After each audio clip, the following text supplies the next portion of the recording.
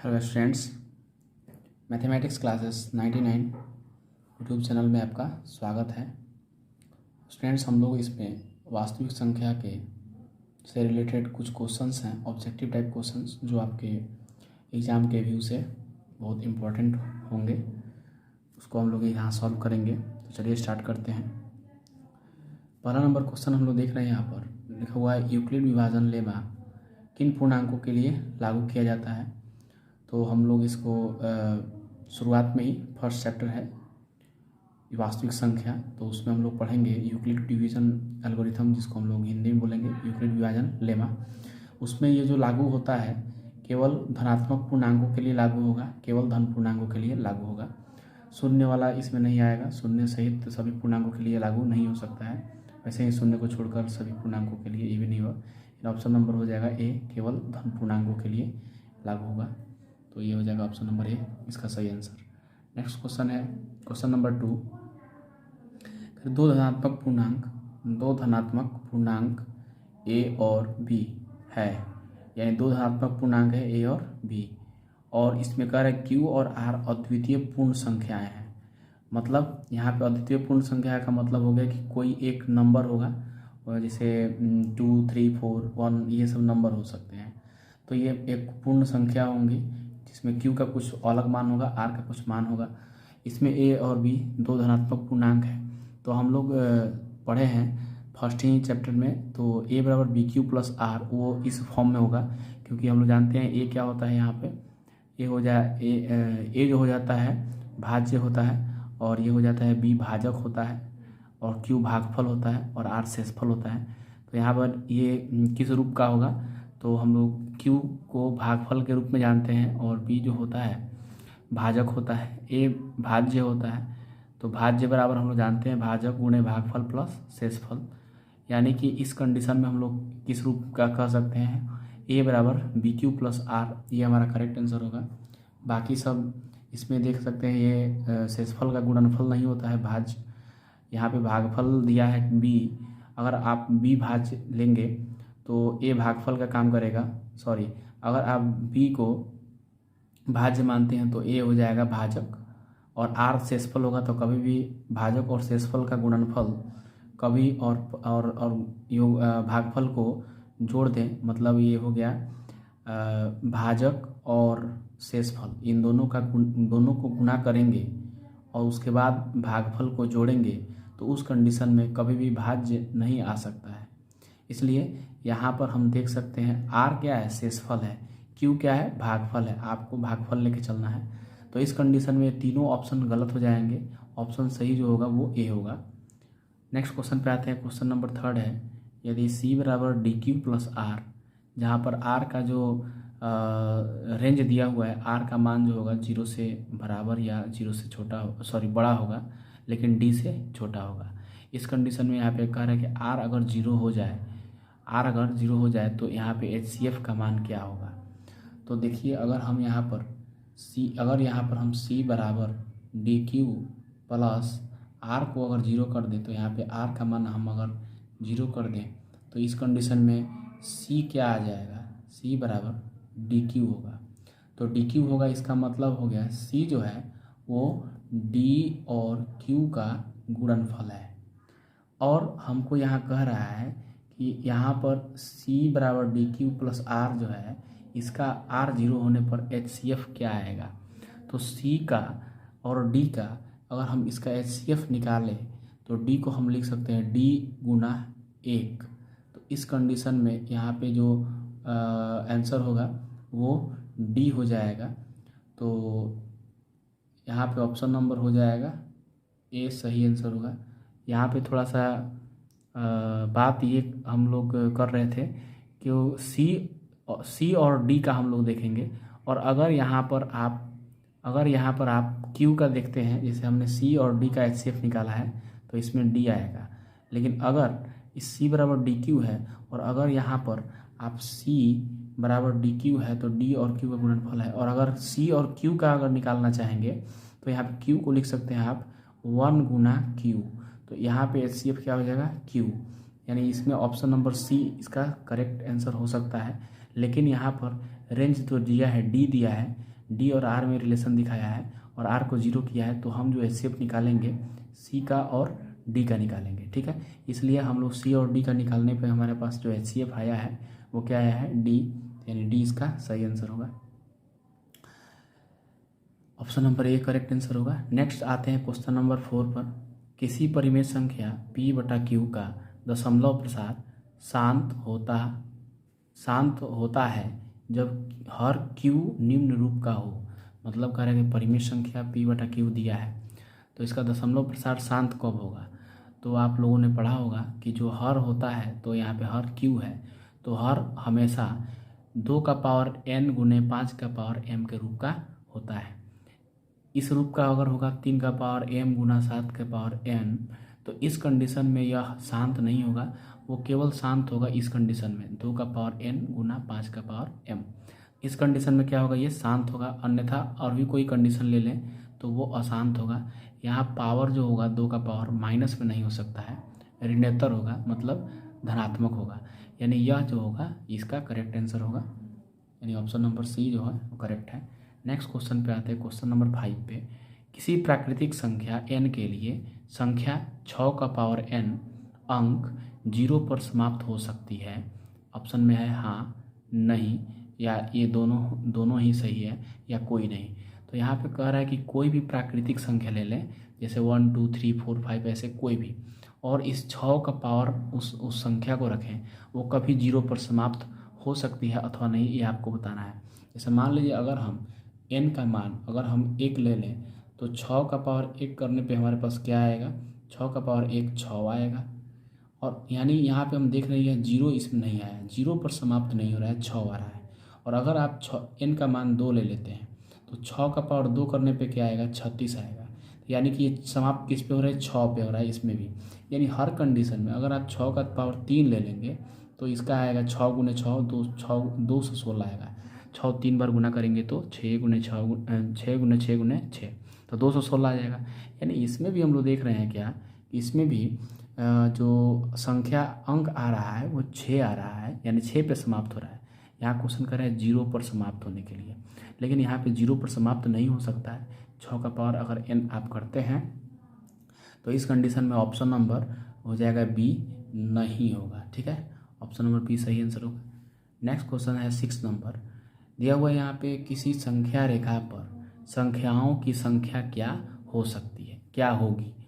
यानी कि किसी भी संख्या, कोई संख्या रेखा आप जब बनाते हैं तो उस संख्या रेखा पे हम लोग जानते हैं कि उस संख्या रेखा पर आप जितनी चाहे उतनी संख्याएं बना सकते हैं। यहाँ पे एरो यानी तीर का जो निशान दिखा रहा है, इसका मतलब होता है कि यह अनंत रूप से आगे इसको बढ़ाया जा सकता है। इसलिए इस पर जितनी सारी संख्याएं होंगी और उसको बोल सकते हैं अपरिमित होंगी, यानी कि अनंत होंगे। यानी इस पे संख्याएं बहुत सारे दिखाए जा सकते हैं, परिमेय संख्या हो, अपरिमेय संख्या हो, प्राकृत संख्या हो, पूर्ण संख्या हो, पूर्णांक संख्या हो, सारी संख्याओं को इस संख्या रेखा पर आप दिखा सकते हैं। तो इसमें कह रहा है कि किसी संख्या रेखा, यानी संख्या रेखा ये हम लोगों ने बनाया, इस संख्या रेखा पर संख्याओं की कितनी संख्या होगी, मतलब इसमें कितनी संख्याएं बनाई जा सकती हैं। तो ऑप्शन में है परिमित, यानी कि निश्चित होती हैं, मतलब कुछ लिमिटेड हम संख्या इसमें बना सकते हैं। तो ऐसा कुछ नहीं है, इसमें अनलिमिटेड बनाया जा सकता है, मतलब अपरिमित बनाया जा सकता है। तो ऑप्शन नंबर इसमें सी जो होगा वो करेक्ट आंसर होगा, ऑप्शन नंबर सी सही आंसर होगा। नेक्स्ट है क्वेश्चन नंबर 7 पे आते हैं। क्वेश्चन नंबर 7 है, इसमें हम लोग देख सकते हैं किसी भाज्य संख्या को प्राप्त किया जा सकता है। भाज्य संख्या को कैसे प्राप्त किया जा सकता है, तो ऑप्शन है भाज्य संख्याओं के गुणनफल के रूप में, अभाज्य संख्या के गुणनफल के रूप में, सम संख्या के गुणनफल के रूप में, और परिमेय संख्या -m1 के गुणनफल के रूप में। तो ये परिमेय संख्या -m1 के गुणनफल के रूप में, इससे हमको कोई मतलब नहीं है, इसको हटाइए। भाज्य संख्याओं के गुणनफल के रूप में अगर भाज्य संख्या लेंगे तो उससे एक भाज्य संख्या आ सकता है, लेकिन उससे ज़्यादा अच्छा है अगर आप भाज्य संख्या की बात करेंगे तो भाज्य संख्या जैसे मान लीजिए अगर हम 2 गुना 2 करते हैं तो 2 दूना क्या होगा 4, और यहाँ 2 और 2 क्या है, अभाज्य संख्या है। कभी भी आप अगर भाज्य संख्या लेते हैं तो भाज्य संख्या को आप अभाज्य के रूप में परिवर्तित कर सकते हैं। जैसे भाज्य संख्या में सबसे छोटा जो भाज्य संख्या होता है वो 4 होता है, ठीक है। तो यहाँ पे अभाज्य संख्या के गुणनफल अगर लेते हैं, जैसे 2 क्या है अभाज्य संख्या, किसी भी संख्या जैसे मान लीजिए यहाँ 15 है, 15 का जब आप गुणनखंड निकालेंगे तो आप लिखेंगे 1 गुना 3 गुना 5।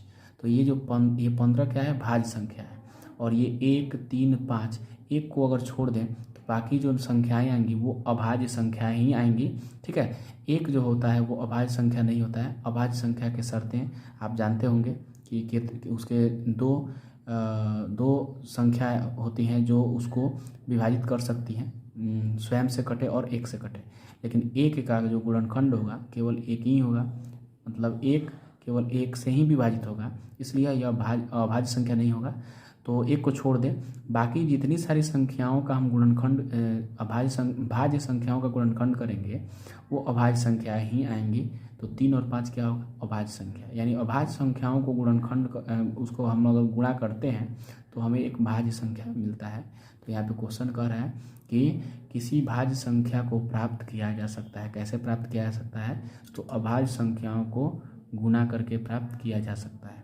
यानी ऑप्शन नंबर क्या हो जाएगा, ऑप्शन नंबर बी हमारा करेक्ट आंसर होगा। ऑप्शन नंबर, अब नेक्स्ट क्वेश्चन पे आते हैं। क्वेश्चन नंबर 8 है, एक शून्येतर परिमेय संख्या, शून्येतर का मतलब हो गया शून्य को छोड़ करके, ठीक है। तो एक शून्येतर परिमेय संख्या और अपरिमेय संख्या का गुणनफल या भागफल होगी। एक शून्येतर परिमेय संख्या मतलब कोई भी आप परिमेय संख्या ले लीजिए, केवल शून्य नहीं लेना है। तो जैसे मान लीजिए 4 या 4 बटा 5 या कोई भी नंबर ले लीजिए परिमेय संख्या के रूप में, और उसका और एक कोई भी अपरिमेय संख्या ले लीजिए, जैसे रूट 2, जैसे मान लीजिए हम 4 ले लेते हैं, एक परिमेय संख्या है, और इसका अपरिमेय संख्या ले लीजिए कोई भी, जैसे हम रूट 2 ले लेते हैं, तो ये एक अपरिमेय संख्या है। तो इनका गुणनफल यानी इनको गुना करें या भाग दें, उस कंडीशन में जो आंसर आएगा वो एक अपरिमेय संख्या ही आएगा। 4 रूट 2 क्या है अपरिमेय संख्या है। तो इसमें ऑप्शन नंबर कौन सा सही हो जाएगा, ऑप्शन नंबर सी इसका सही आंसर होगा, अपरिमेय संख्या ही इसका आंसर होगा। नेक्स्ट क्वेश्चन पे हम लोग आते हैं। तो नेक्स्ट क्वेश्चन है हमारा, निम्नलिखित में कौन सा युग्म सह अभाज्य है। सह अभाज्य का मतलब होता है को प्राइम। को प्राइम मतलब होता है जैसे अगर जो युग्म दिया है, संख्या का युग्म दिया है, जोड़ा दिया है, उसको हम उसका मौसा निकालते हैं महत्तम समापवर्तक यानी HCF। उस कंडीशन में अगर वो उसका HCF निकालने पर 1 आ गया तो वह सह अभाज्य कहलाएगा। तो अगर हम 15 और 20 की बात करेंगे, तो जब हम 15 से इस 20 को डिवाइड करते हैं, मौसा निकालते हैं, तो यहाँ देख रहे हैं 15 एकम 15, तो यहाँ पे 10 में से 5 जाएगा तो 5 आएगा, फिर 5 से इस 15 को डिवाइड कर देते हैं तो 5 से 3 बार में जाएगा 15, यानी इसका मौसा जो आया 5 आया। लेकिन सह अभाज्य होने के लिए मौसा 1 होना चाहिए, ठीक है। तो ऑप्शन नंबर ए नहीं हो सकता है। ऑप्शन नंबर बी की बात करेंगे तो ऑप्शन नंबर बी 9 16 है। तो 9 से 16 को अगर हम विभाजित करते हैं, इसका महत्तम समापवर्तक लाने का प्रयास करते हैं, तो देखते हैं क्या होता है। 9 से अगर हम 16 को घटाते हैं तो 9 से 1 बार में जाएगा 9 एकम 9, तो 7 आएगा। फिर 7 से 9 को विभाजित करेंगे तो 1 बार में जाएगा, 9 में 7 जाएगा 2, फिर 2 से 7 को विभाजित करो तो 2 3 6, 7 में 6 का 1 होगा। फिर 1 से विभाजित अगर करेंगे तो 2 से 1 से 2 बार में कट जाएगा, यानी इस कंडीशन में यहाँ पे जो मौसा आया वो हमारा 1 आया। तो 1 आया तो ये क्या हो जाएगा, इसका HCF 1 आ रहा है, तो ये क्या हो जाएगा 9 16 एक अभाज्य संख्या, सह अभाज्य संख्या कहलाएगा। तो ऑप्शन नंबर बी हो जाएगा इसका आंसर। अगर हम 13 52 की बात करेंगे तो 13 से 52 एग्जैक्टली कट सकता है, डिवाइड हो जाएगा, विभाजित हो जाएगा। 13 चौका 52, तो इसका मौसा 13 आ जाएगा। और अगर 21 84 की बात करेंगे तो 21 से 84 पूर्णतः विभाजित हो सकता है, 21 चौका 84, तो ये भी क्या हो जाएगा सह अभाज्य नहीं होगा, क्योंकि इसका मौसा जो है महत्तम समापवर्तक 1 है, इसका 13 है और इसका आ रहा है 5। तो इस कंडीशन में हम क्या कह सकते हैं, हमारा बी जो होगा वो सही आंसर होगा। चलते हैं नेक्स्ट क्वेश्चन में, क्वेश्चन नंबर 10 और लास्ट क्वेश्चन है। कह रहा है कि यदि n एक प्राकृत संख्या हो तो 6 का पावर n माइनस 5 का पावर n का अंत निम्नलिखित में किससे होगा। मतलब अगर कोई n प्राकृत संख्या ले लीजिए 1 2 3 4 5 6 7 ऐसे कोई भी आप इसमें से ले सकते हैं, आगे भी बहुत सारी संख्याएं होंगी प्राकृत संख्याओं में। तो इसमें अगर n कोई प्राकृत संख्या ले लेते हैं, उसका अंत इसमें से किससे होगा।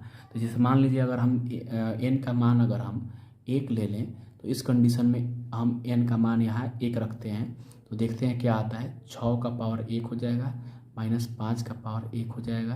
तो 6 का पावर 1 मतलब 6 एकम 6 और माइनस 5 एकम 5, तो 6 में से 5 जाएगा तो यहाँ 1 आ रहा है। तो यहाँ पे हम देख सकते हैं ऑप्शन में हमारा 1 दिया हुआ है। अब हम अगर n का मान 2 लेते हैं, अगर n का मान 2 लेते हैं तो 6 का पावर 2 हो जाएगा और माइनस 5 का पावर 2 हो जाएगा। तो 6 में 2, 6 का पावर 2 मतलब 6 गुने 6, तो 6 गुने 6 कितना होगा 36 होगा। फिर माइनस कर देंगे यहाँ पे, और 5 का स्क्वायर है मतलब 5 का पावर 2 है तो 5 गुना 5, तो 5 5 से 25 हो जाएगा। 36 में से 25 जाएगा तो कितना होगा 11, यानी इसमें भी जो अंत हो रहा है 1 से हो रहा है। अब कोई भी आप संख्या ले लीजिए तो उसका अंत जो होगा वो 1 से ही होगा। इस कंडीशन में हम लोग क्या देखते हैं, इसका जो करेक्ट आंसर होगा वो ऑप्शन नंबर ए होगा, सही आंसर होगा। तो यहाँ पे कह रहा है कि प्राकृत संख्या हो और 6 का पावर n माइनस 5 का पावर n हो तो उसका अंत हम लोग कभी भी अगर निकाल सकते हैं n का मान लेकर के, तो उसका अंत जो होगा आंसर जो आएगा वो 1 ही होगा। तो ये हमारा ऑप्शन नंबर 1 करेक्ट आंसर होगा। तो स्टूडेंट्स, अगर आपको मेरा वीडियो ये अच्छा लगा तो कृपया इसे सब्सक्राइब करें, लाइक करें और शेयर करें और कमेंट करें अगर आप इसमें और कुछ सुझाव देना चाहते हैं। Thank you.